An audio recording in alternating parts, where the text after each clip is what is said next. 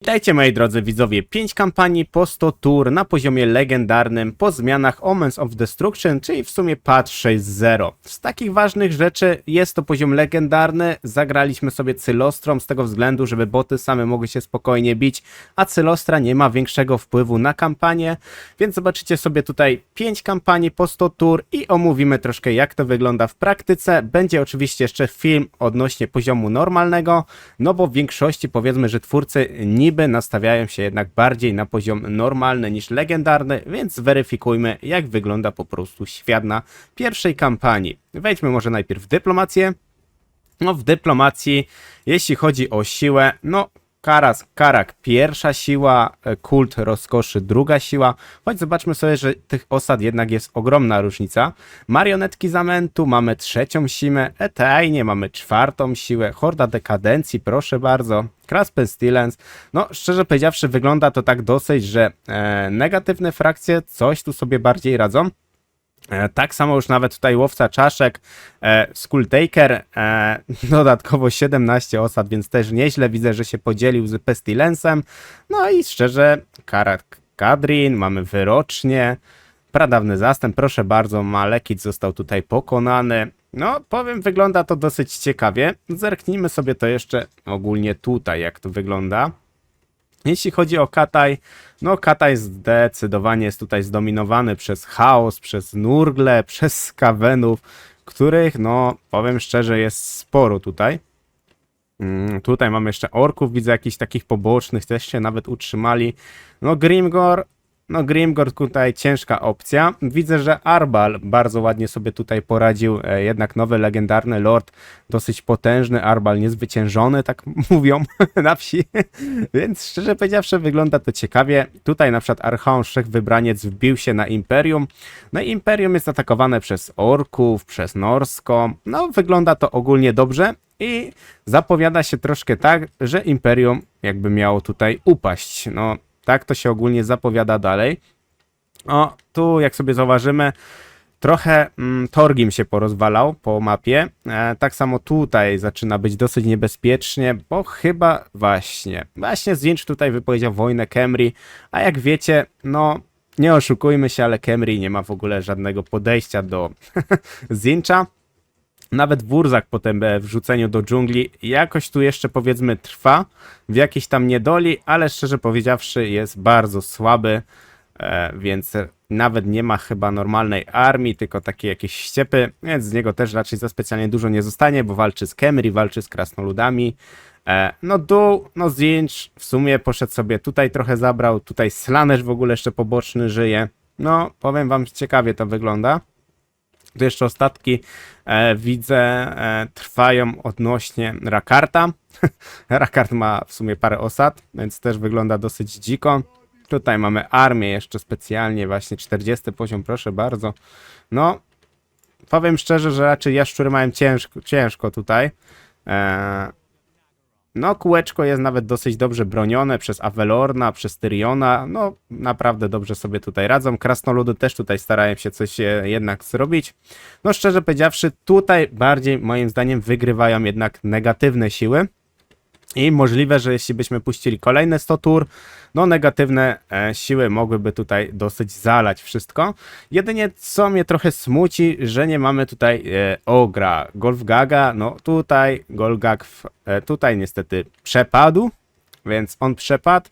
Jeśli chodzi o Skulltakera żyje, jeśli chodzi o Arbala żyje, no i oczywiście brakuje nam tutaj zielonoskórych. No i zielonoskórzy niestety zostali tutaj pokonani przez Thorgrima. No nie oszukujmy się, legendarny nowy lord z zielonoskórych nie jest wybitnie mocny, więc przejdźmy do następnej kampanii, a nuż się tutaj coś pozmienia. I na koniec zrobimy też takie większe podsumowanie, jak to wygląda na tych wszystkich 5 kampaniach, kto jednak bardziej dominuje. Przechodzimy do kolejnej tutaj kampanii, poziom legendarny oczywiście, więc zweryfikujmy najpierw może po dyplomacji. Jeśli chodzi o dyplomację, pierwszą siłą jest kult Sigmara, Reikland, kult rozkoszy. Dalej się jednak utrzymuje. Krasnoludy tutaj mega mocno zdominowały. Choć zobaczmy, że błogosławiony Lęk, klan Eshin, też gdzieś się sam mega dobrze utrzymują, ale jednak tych pozytywnych frakcji w tej top 10 jest zdecydowanie więcej. Plus jest taki, że łowca czaszek dalej się utrzymuje i tak jak stwierdziłem, no jakby nie patrzeć, w tym nowym patchu, w nowym DLC, no jednak Korn dostał znowu mocne jednostki, tym bardziej mocne jednostki względem pancerza, piechoty, więc automat jest do nich dosyć przychylny. Rakard tutaj sobie trochę lepiej poradził i zweryfikujmy może to krok po kroku, zacznijmy od Kataju, bo w Kataju ogólnie się ciekawie wydarzyło. Ogry nawet widzę, nawet coś tutaj zajmują, ale czerwony krasnolud z niestety Thorgrimem, no tak dosyć brutalnie się tutaj rozrzucili. Grimgor tutaj przeprowadza, widzę, jakiś zmasowany atak, ale no niestety wygląda to ciężko z tego względu, że krasnoludy chaosu walczą z Grimgorem, zamiast się dogadać i pokonać zwykłe krasnoludy, no to niestety tutaj jest jakieś niesnacki. Klan Eshin ma ogólnie bardzo ładną prowincję tutaj zrobioną, no z taką, no kawałek mapy sobie dobrze wycięli, tak samo właśnie jeśli chodzi o mroczne elfy też mają dużą przewagę, nawet Lokhir tutaj już zmierza i atakuje ogry. No ogry raczej z mrocznymi elfami no nie mają za specjalnie szansy. Tutaj widzę Rictus ucieka, raczej Trecz ucieka nam, więc no Rictus w sumie można tak powiedzieć. No tu zdecydowanie kult Sigmara zdominował Arabię. Tak samo wybili właśnie Wurzaga. Zdjęć już trzyma się na ostatnich 3-4 osadach, więc też z niego dużo nie zostanie. No dół zdecydowanie zdominował Hexolot, więc tutaj luz. Piraci tutaj nawet ładnie zagrali. Piraci się powiedzmy nawet utrzymują. Tutaj się szczerze powiedziawszy nic nie zmieniło. Jeśli chodzi o mroczne elfy, bardziej się wbiły na kółeczko, ale kółeczko jest tak bardziej, bym powiedział, i tak dominowane przez elfy wysokiego rodu. No i krasnolud znowu, jednak Gromblindal tutaj mega dobrze walczy, Walkia coś tu się stara zrobić, Norska w ogóle taka nawet zjednoczona, widzę zaciągnięty Wulfric do zimowego kła, no powiem wygląda to dobrze i tak jak mi się wydaje, no właśnie, Arbal niestety tutaj przepadł, choć jest jeszcze, nie no tutaj jest Arbal, 10 osad, dobra, on się po prostu tutaj jakoś przełożył dziwnie. Że on tutaj ma miasta, dobra, czyli trochę w wampiry się tu wbił. Wampiry w ogóle zostały pokonane przez klan Angrund, no to jest dla mnie duże zdziwienie, bo rzadko się tak naprawdę to zdarza. Prędzej czerwony krasnolud, ewentualnie Thorgrim mogliby go gdzieś tam pokonać, Wisseland. No tutaj zdecydowanie Imperium krasnoludy mega mocno trzymają front. Tutaj Grom został też pokonany, więc orkowie stracili ogromną przewagę.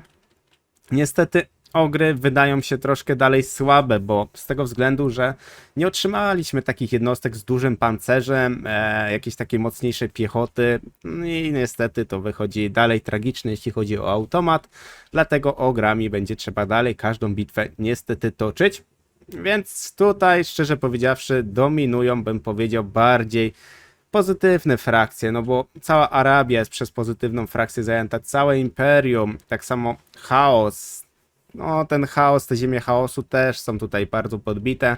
No jedynie co Kata i Lustria należy gdzieś tam powiedzmy do negatywnych frakcji, a większość, no można powiedzieć, że większość świata należy do pozytywnych, bo tutaj się bez problemu przebiją. Mroczne elfy zostały mega mocno zgniecione. Nie wiem jakim cudem się tak pozmieniało względem tego, że krasnoludy tak zaczęły cisnąć mroczne elfy, ale zobaczymy, może trzecia kampania przyniesie jakiś tutaj odwrót. Trzecia kampania, zobaczmy co się tutaj teraz pozmieniało. Zacznijmy najpierw od dyplomacji. No, kult Sigmara drugi raz tutaj dominuje zdecydowanie. Krasnoludy trzeci raz już są w takiej non-stop topce, tak samo Wisseland, Tyrion, no duchy też w miarę dobrze, no tu pozytywne frakcje, no na top 10 dwie negatywne, 8 pozytywnych, więc no niestety wygląda to nawet im dalej, tym nawet gorzej. Zostały tutaj niestety pozytywne frakcje, zdominowały wręcz negatywne frakcje. Tutaj można powiedzieć, że jaszczury, Kataj, Imperium, coś tu nawet namieszało. W ogóle ogry zostały zmiecione. Zdecydowanie Tamurkhan się tutaj nawet ładnie rozbił. Fajnie tutaj na czarno to wszystko wygląda. Tamurkhan, Arbral, no tutaj on dosyć utrzymuje ten status 10 tych osad. Tylko kwestia tego, że siłowo wygląda bardzo słabo. krasnoludy jednak pozytywne dużo lepiej sobie tutaj radzą. W ogóle Norland jest taki mocny, że to jest dla mnie duże zdziwienie. Tu jest w ogóle miks. To, co się w ogóle tu zadziało, że mamy jeden chaos, drugi chaos, mamy w ogóle Bretończyka tutaj. No, powiem ciekawie. Widzę, że Malekith tutaj przetrwał, nawet Grombrindal dostaje tutaj dosyć jakiś większy łomot. Jeśli chodzi o kółeczko, no kółeczko jest w ogóle w bardzo dobrym stanie. Jak zobaczycie sobie, Moratti została pokonana, wręcz zgnieciona. Jeśli chodzi tutaj o Skulltakera, no on się tutaj utrzymuje, ale Itza tak samo właśnie kultem Soteka mają, wydaje mi się, taki dosyć mocny sojusz i raczej pokonają, no niestety Korna, tu niestety nie będzie raczej szansy przetrwać. Dół w ogóle został zdominowany tak samo przez jaszczury, Tesris o dziwo przetrwał, no tu to w ogóle Arabia jest tak samo zdominowana znowu i pozytywne frakcje dalej tutaj zwyciężają zdecydowanie. Nawet bym powiedział, że w tej kampanii, w trzeciej kampanii radzą sobie nawet najlepiej. I szczerze powiedziawszy, to jest kwestia czasu, gdy zdominują resztę świata. No tutaj naprawdę nie mamy co się na tym bardziej rozwodzić. Plus jest taki, że dwóch legendarnych czy lordów z Korna sobie żyją, więc sobie nawet radzą. Nie, nawet sobie zauważymy, że tutaj, jeśli chodzi o ogry, no słabo sobie radzą. Są na jednym obozie, na dwóch armiach, więc wychodzi to bardzo słabo.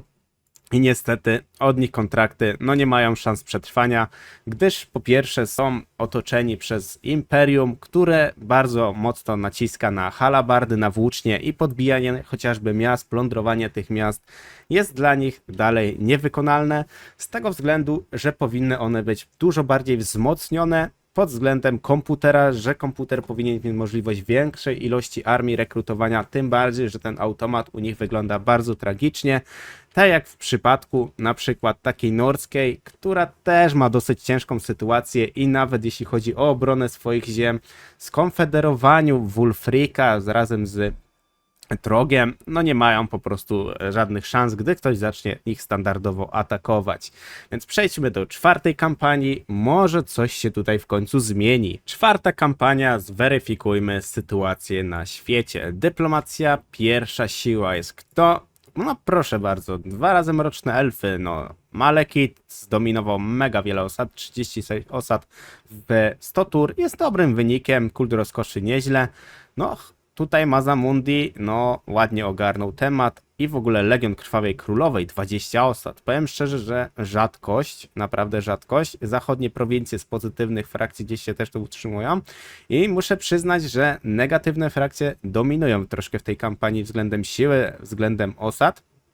Naprawdę jest tutaj bardzo mocna, wyrównana walka. Proszę bardzo, wygnańcy Korna i pretendenci, no na tym samym prawie tutaj poziomie się utrzymują. Zweryfikujmy, jak to wygląda na płaszczyźnie całej mapy. No, jeśli chodzi tutaj o mapę, Kataj zdecydowanie broni się, wygrywa gdzieś tam z chaosem. No z tego względu, że Kataj jest łatwo zabezpieczyć i jednak jest duża szansa to ogarnąć. W ogóle tutaj czerwony krasnolud został mega mocno przeciśnięty przez krasnoludy chaosu. One oczywiście też tutaj zawiązały sojusz właśnie z Arbalem. Molder się tutaj też ładnie powbijał i ledwo co chyba uratował tutaj Mosiężną Fortecę. No Mosiężna Forteca jest ciężka do zbicia na automacie, że jednak jest tam dosyć mocna ta armia.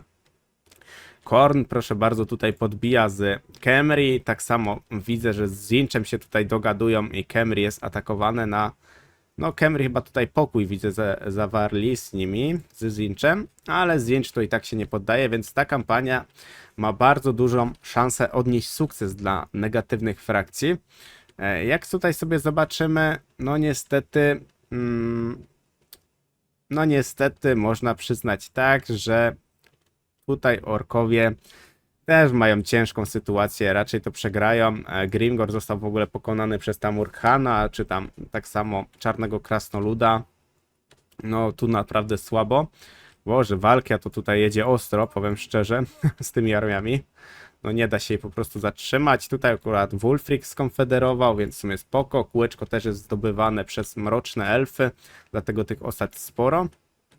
No niestety Skulterkej tutaj został wykończony przez jaszczury, które mega mocno się przebiły, bo muszę przyznać, że Mazamundi ostro poleciał w dół, Itza od dołu w górę, więc no ładnie im to wyszło, naprawdę ładnie, tylko że też tutaj pomarańczowa jaszczura została pokonana, orkowie niestety też zostali pokonani, więc jak widzicie niektóre frakcje non-stop giną i w większości te same frakcje utrzymują się gdzieś tam przy władzy. Różnica jest gdzieś tam siła armii, ogólnie całej armii i tak samo miast. No, powiem szczerze, że dalej niestety jest to samo. Jedynie Kornowi się tu bardziej utrzymują. Ogry to w ogóle są gniecione jak robaki.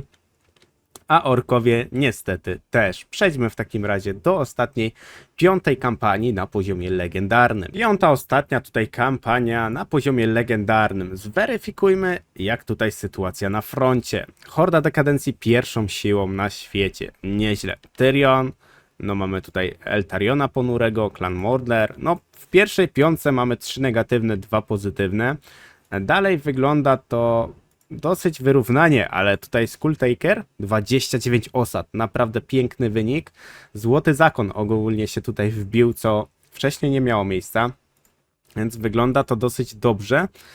Orkowie nawet 12, proszę bardzo, osad, Skarśnik, tutaj widzę u góry jest Azak, który też tutaj coś podbija i tak samo nawet jeszcze Grimgor tutaj żyje, więc wygląda to dosyć ciekawie. Ta kampania chyba jest jedną z takich najciekawszych. Zobaczmy sobie, jak to wygląda dokładnie. No tutaj Imperium z Katajem no pokonali klan Eshin, pokonali Mroczne Elfy, no i wbijają się tutaj do, no kogo? Zatana Czarnego, jak zwykle. No Grimgor raczej jest tutaj na dużym wyczerpaniu. O dziwo na przykład Tłuścioch sobie radzi, bo ma 13 osad, więc można powiedzieć, że sobie radzi, tylko że on zaraz będzie dojeżdżany z wielu stron i będzie bardzo ciężka sytuacja. Tu Archaon Wszechwybraniec, nie wiem co robi, no ale coś na pewno robi. Jeśli chodzi tutaj o Arbala, no niestety Arbal chyba niezwyciężony jednak został tutaj pokonany. Niestety armia Archaona się bardzo wiesza, to jest ogólnie duży problem, że te armie się po prostu wieszają w niektórych lokalizacjach jak tutaj i one po prostu stoją i nie wiem na co czekają. To jest trochę smutne.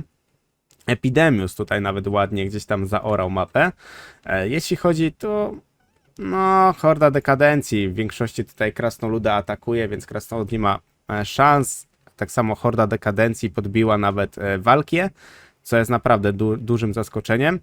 No ponad pół lustri należy do, szczerze powiedziawszy, Skulltakera. Skulltaker się w ogóle przebija do góry, więc duża szansa, że na przykład elfy wysokiego rodu, czy tak samo Kislev, który tutaj pozostał, w ogóle jak sobie zobaczycie Lord Mazamundi, jak daleko musiał uciec, no został ze swojej dżungli całkowicie wyautowany. Tu są w ogóle skaweni, to jest bardzo dobra ciekawostka, że skaweni sobie tutaj nawet ładne gniazdko ubili.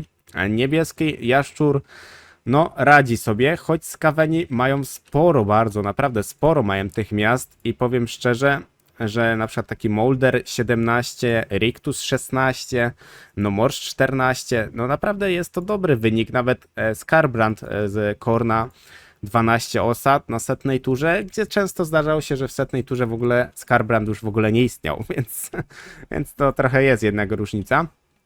Tutaj Skarbrand widzę bardzo nie lubi kogo? No ogrów nie lubi, tak samo jak w naszej kampanii jak graliśmy Gorbadem, no to tak samo było, że jednak się tam non-stop lali ze sobą.